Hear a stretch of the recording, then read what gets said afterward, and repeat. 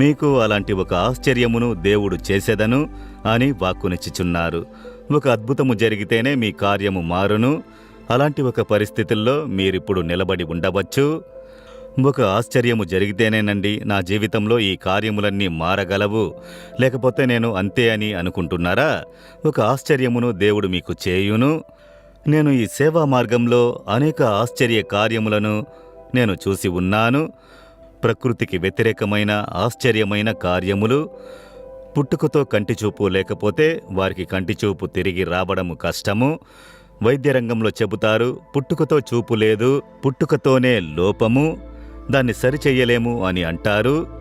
కానీ అలాంటి పరిస్థితుల్లో పుట్టుకతోనే కంటిచూపు లేని ఒక యవ్వన కుమార్తెకు దేవుడు కంటిచూపు ఇచ్చినది నా సేవలో నేను చూశాను.